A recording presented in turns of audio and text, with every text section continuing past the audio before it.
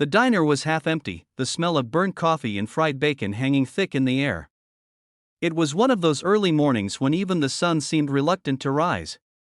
A quiet man sat in the corner booth, his daughter's school backpack beside him, her giggles occasionally breaking the stillness as she drew superheroes on napkins. No one there knew who he was. Just another single dad trying to make ends meet until the door opened, and the room fell silent. 3 men in crisp navy uniforms walked in, their presence commanding instant attention. The tallest of them, broad-shouldered, silver-haired, carrying the quiet confidence of command, was Admiral James Kellen, a legend among SEALs. His eyes swept the room and locked on the man in the corner. A faint smirk appeared on his face. "Morning, son," the Admiral said, stopping at the booth. "You military?" The man looked up slowly. "Used to be," he said. The Admiral chuckled. "Used to be? We all used to be something. What was your unit?" "SEAL Team 9, the man answered quietly, not looking up. That made the Admiral pause.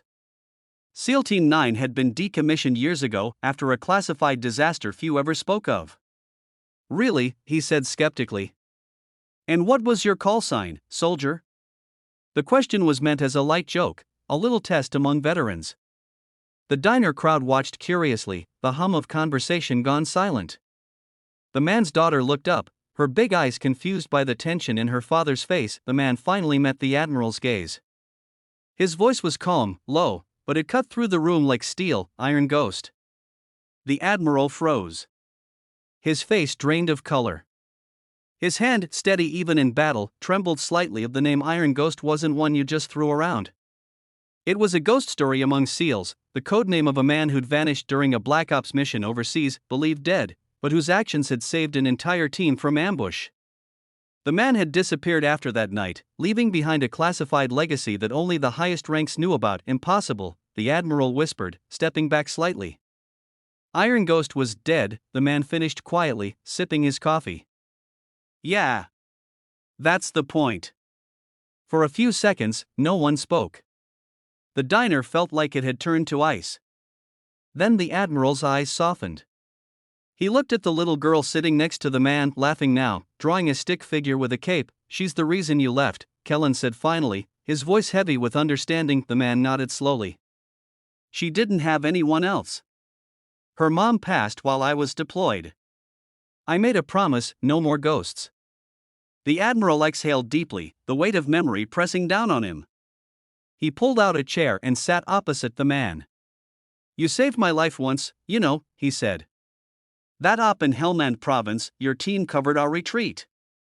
I never got to thank you." "Didn't do it for thanks," Iron Ghost said softly. "Did it because someone had to make it home."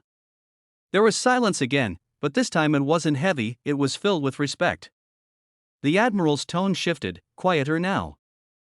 "You ever think about coming back? We could use men like you again. The country could use men like you." The man looked out the window, watching the sun finally break through the clouds. "I think I'm right where I'm needed," he said, his gaze falling back to his daughter, who had now dozed off beside him. "Being her dad, that's my new mission." The Admiral smiled faintly, something in his eyes shimmering, a mix of pride and regret. "Understood," he said, standing. He pulled a small pin from his uniform pocket, a Navy SEAL trident, and placed it on the table. "If you ever change your mind, Iron Ghost, that door's always open." The man nodded silently, his fingers brushing the pin for a moment before sliding it back across the table. "Keep it, Admiral. Some ghosts belong in the past." As the Admiral turned to leave, the little girl stirred. "Daddy," she murmured, still half asleep, "was that your boss?" Her father chuckled quietly. "Something like that, sweetheart." He finished his coffee, paid the bill, and walked out into the morning light with her hand in his. The wind rustled the flags outside the diner, and for a moment, the world felt peaceful again. But as the Admiral watched them from the window, he whispered under his breath, "Iron Ghost, you're still the best damn operator I ever met." And somewhere inside that quiet man's heart, buried beneath years of silence, a spark of pride flickered. He'd once been a soldier, a ghost. But now, he was something greater. A father. A survivor. A man who'd traded the battlefield for the one mission that mattered most, raising a child who'd never have to fight his wars. The story of Iron Ghost spread quietly through the ranks again, whispered in SEAL mess halls and training bases. But this time, it wasn't about the man who vanished into the shadows, it was about the warrior who found his light again. If this story touched your heart, hit that like button, share it, and subscribe for more true stories of courage, redemption, and the heroes who walk among us. Because sometimes, the strongest warriors are the ones who choose peace.